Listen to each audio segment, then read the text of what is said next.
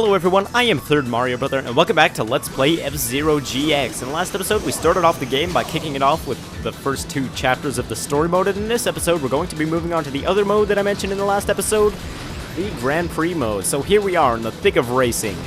There are no gimmicks to these, it's just basically a flat-out race. All you have to do is try to get to first place, and try to hold down that first place as long as you possibly can. Now, since I know a lot of my fans are Nintendo-based, I could compare this to Mario Kart, but I could say that there are no items in this. It's also a heck of a lot faster paced. And, overall, it's a more serious racer than Mario Kart, you could say, which is why a lot of critics say it's one of the better racers for the Nintendo GameCube as compared to Double Dash, for example. I guess since we are racing now and that's all we're doing, I should take a minute to explain some of the, controls and mechanics of the game. As far as I know, the AI doesn't have any rubber band qualities to it, I guess. And after lap 1 comes the real fun in these races. You get to press Y to start boosting, and that will take you to speeds over 1,500 kilometers per hour, as you can see down in the bottom right down there.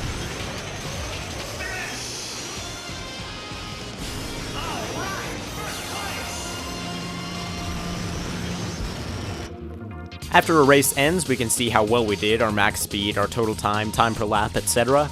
And we can see how far up we are in the leaderboard. Of course, since we got first place and it was the first race, we're in first place. A different points value is assigned to each different racer depending on what place he or she got. And I got 100 points because I got first place. Anyway, let's move on to the next race.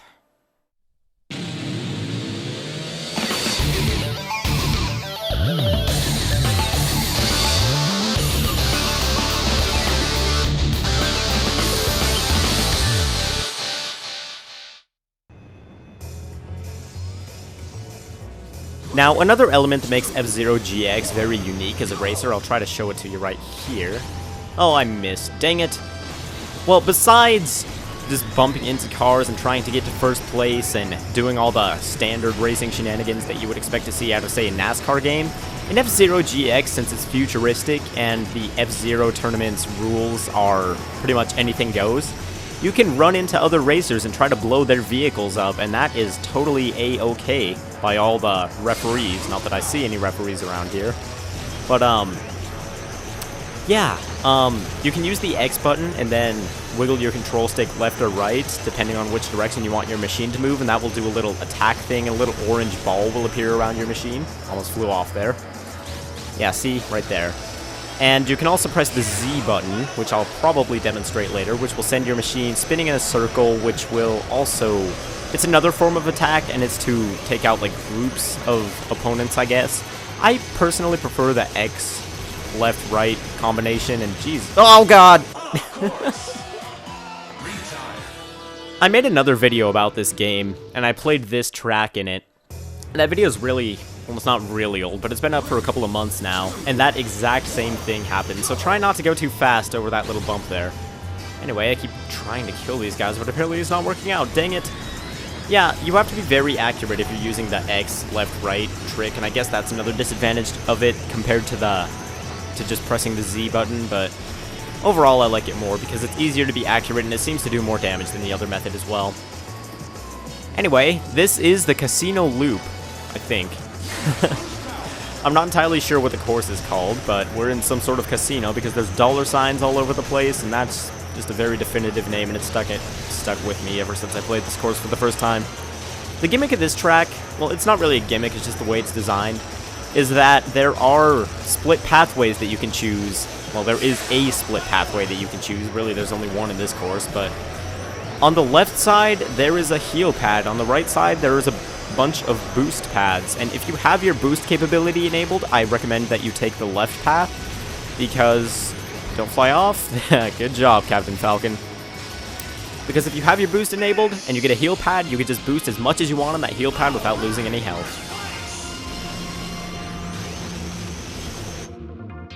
And there we go, first place once again. We're up to 200 points, and we're getting quite the lead on Black Bull there in second place. And Black Bull was the man in black tights that we saw in the opening cutscene. But anyway, next race.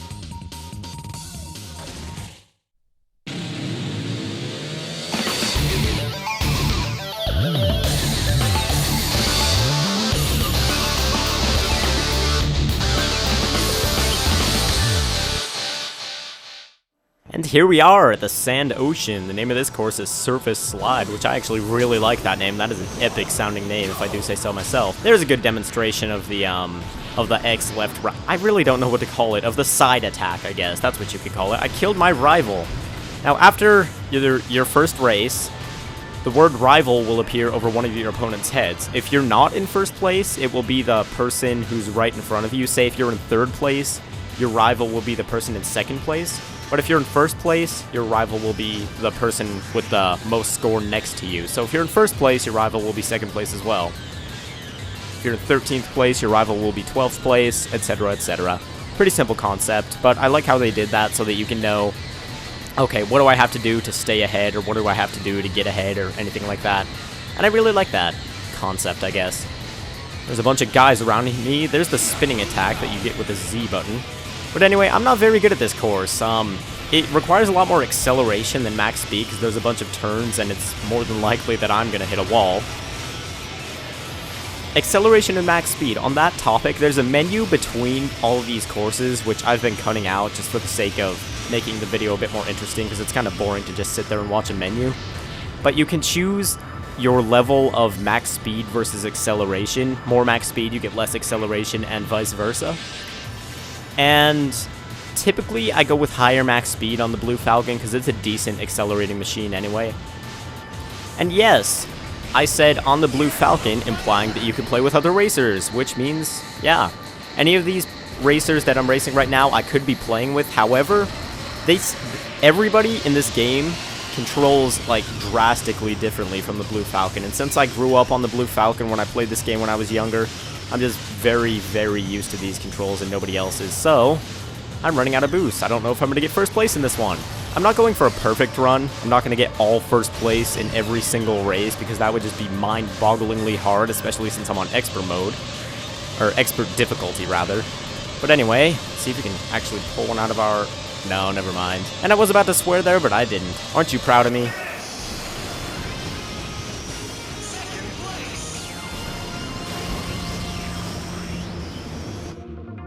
Alright, second place, that's not bad. We're still in first overall because we have more points than everybody else.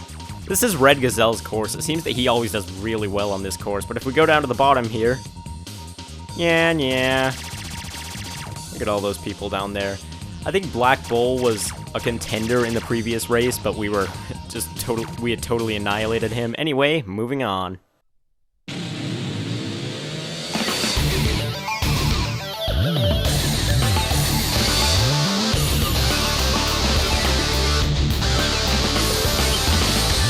Here we are, Lightning Loop Cross. Oh man, this stage. Well, not this stage, but this setting. Lightning is the setting for this course, and I really don't know what to call things besides setting. Course, stage, mission, place, I don't know. I've always been very, very bad with naming, like, levels. But anyway, Lightning is the setting that this course is in. The course itself is Loop Cross because there's loops here, as you can see, that we just went through, defying the laws of gravity entirely, but I'm not going to comment on that because it is somewhat of a cartoon game, I guess. Anyway, this is the setting, and there are going to be more courses in Lightning later on in the game in different cups and such. But for now, we're just playing this one, and yes, settings are reused sometimes, and a lot of people don't like the fact that, like, the settings, the themes of the courses are reused, but I don't mind it personally. I think it's okay that they're reused since every single course is very, very different. The design of the courses are totally different. It doesn't really matter to me that the themes are the same. Plus, every theme in this game is really awesome, so I don't mind seeing them more than once. Along with the themes in this game, the music is very awesome as well for virtually every course. If you're listening to it for, I don't know, 20 minutes or more, it can get a bit annoying because they are all sort of like techno metal loop things. I'm not entirely sure what genre you would call them, but it doesn't matter. I enjoy them all anyway, and they're definitely leagues and leagues better than the music in this game's predecessor, F-Zero X. This course is really, really difficult to me for like literally no reason. I always get slammed around and hit a bunch of the corners, and I will say right now, I'm not the best at this game. I really like it, and it may seem that I'm really good in the story chapters because I try to do a very, very good take there, but when I'm playing Grand Prix, I'm doing this all one take, and as you saw, I didn't get first place in that last race, and I might not get it here either. Let's try to pull ahead of these guys. And yeah, spreading out your boosts properly is very important in the Grand Prix as well. You have to know where all the heal pads are, so learning the cores before you go into a higher difficulty like Expert or Master mode is important, along with just racing skill in general, and it looks like we pulled out a first place there regardless of the odds.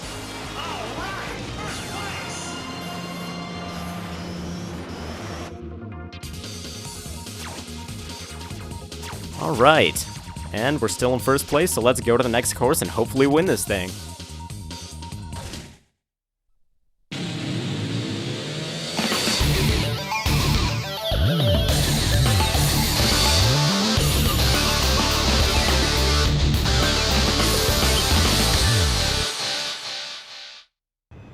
And here we are at Erroropolis. Oh man, this course, I remember this so well from years ago when I got this game for the first time. I thought this course was like the pinnacle of the entire game because it's possible to go really, really fast, but at the same time there's a lot of sharp turns, like right here. Look at that, that's a 90-degree turn. Good thing the track is really wide or else that'd be extremely difficult.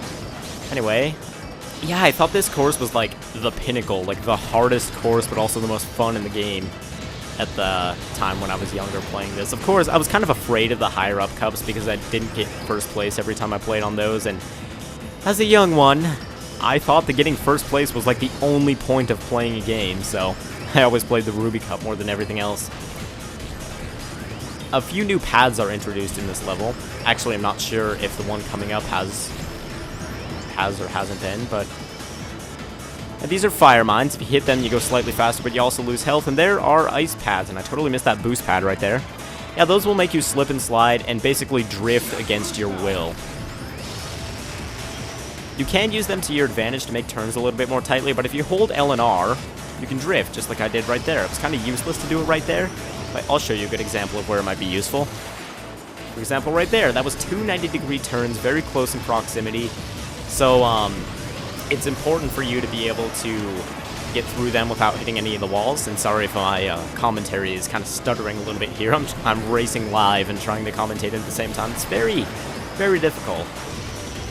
But yeah, these are dirt pads here. They will slow you down, and I do believe they take off a minor amount of health when you're racing on them. And I'm not exactly sure if they're dirt or what they are, because it wouldn't really make sense if they're dirt and they took off health because you're floating above the ground. But regardless of whatever they are a pain in the butt. If you boost over them, they don't do anything to you, and that can help with, I guess it gives you kind of a shortcut through the course, but Black Bull, you don't get to pass me. Anyway, you saw me doing that spinning attack move right there. The reason I do that is because it kind of makes your turns a little bit more sensitive. So if you do it while you're going in a straight line and you get knocked around a bit while you're doing it, it can be a detriment to you, sort of, because you won't be able to control your machine as well. But if you're going around sharp turns like that, then there's absolutely no problem with doing it, because it can help you turn more precisely as long as you know how to execute it. It takes a little bit of practice, but luckily I practiced this when I was like 9 years old enough.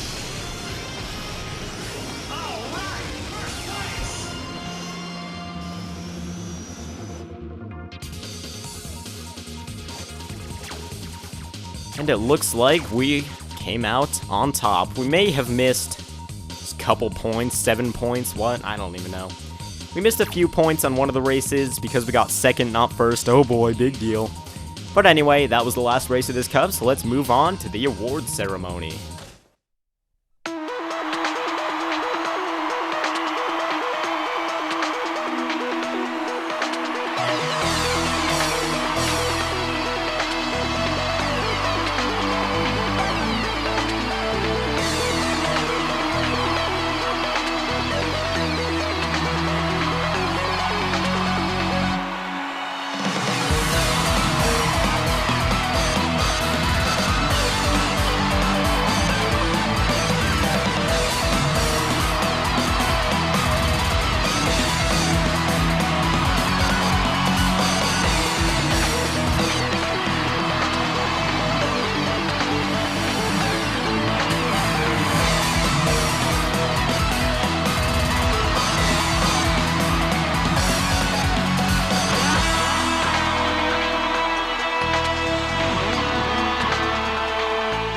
There we are. Yeah, the awards ceremony, the first, second, and third place winners of the Grand Prix do kind of a victory lap around Mute City. And then they're pictured here on these 3 pedestals, which I just noticed are gold, silver, and bronze. Makes a little bit of sense, huh? And we get a little congratulatory message here.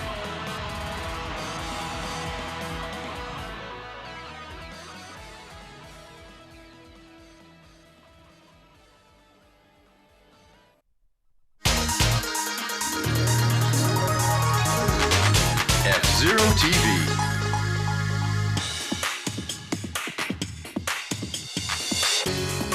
Now I'd like to get up close and personal with the champion. Champion, I'd like to interview you.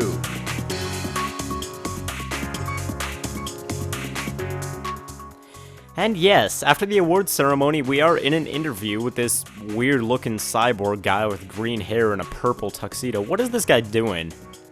I don't know if it's just the theme of the news station that he's on, but he is wearing really weird clothes. Anyway, we're doing this interview, and we get to select the question, not the answer. But we can only select 1 question per Grand Prix win, and for every level of difficulty, for every single playable character in the game, there is 3 questions. So that totals out to one hell of a lot of questions. 12 for each character, I believe. It might be more than that, I'm not entirely sure. But let's go ahead and ask, which one of these looks interesting? What are your plans now? How about that prize money? Oh yeah, always wanted to ask a bounty hunter that one. How will you use the 1 billion space credits in prize money? I'm planning to spend it on construction of the Neo Blue Falcon. We're looking forward to it. Thank you for the interview. This has been a Speed Crazy Dream Extravaganza episode of F-Zero TV. That's it, everyone. We'll see you at the next Grand Prix.